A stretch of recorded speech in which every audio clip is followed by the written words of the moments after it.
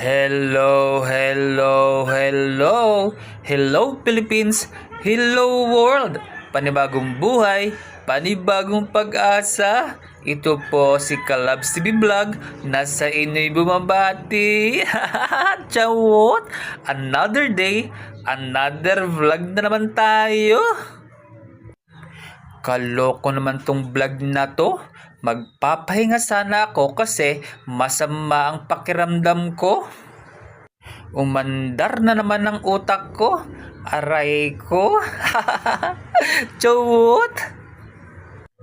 Kasi pag di ko nasabi ito sa vlog ko, makakalimutan ko. Habang fresh pa sa utak ko, masabi ko na. Ay mali, masabi ko na. Wow, fresh talaga. Oo lagi, tinuod lagi, usahay, di ko makatulog. Kaiisip sa vlog na ako. Kung unsa ang susunod kong topic. Diyos ko po, Rudy. Nagsinagol man ni ang salita nako, oy. Minsan Bisaya, Tagalog, minsan Batangas. Chawot. Ang pag-uusapan natin ay number 1. Pa-victim mentality. May mga tao talaga, sila ang nagsimula ng gulo. Tapos, palalabasin niyang siya ang inaapi. Ang pa-victim mentality ay experts sa paawa effect. Sa dramang sila ang may gawa. Magaling mangbaliktad ng kwento para maging masama ka.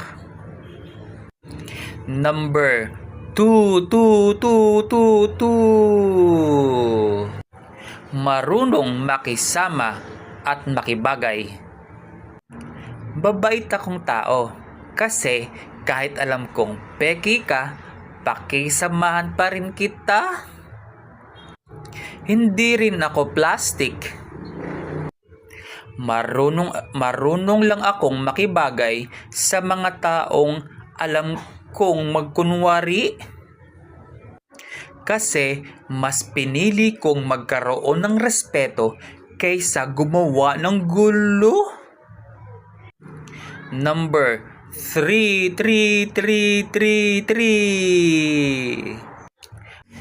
Hindi lahat magugustuhan ka. Okay. Hindi lahat magugustuhan ka. May mga taong manira pa at idadamay ang iba.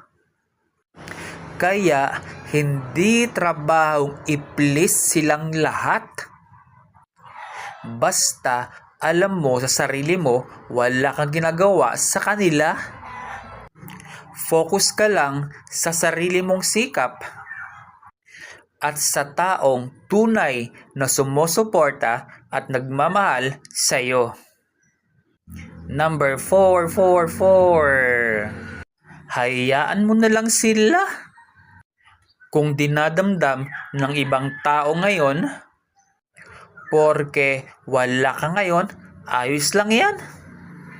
Hayaan mo na lang sila.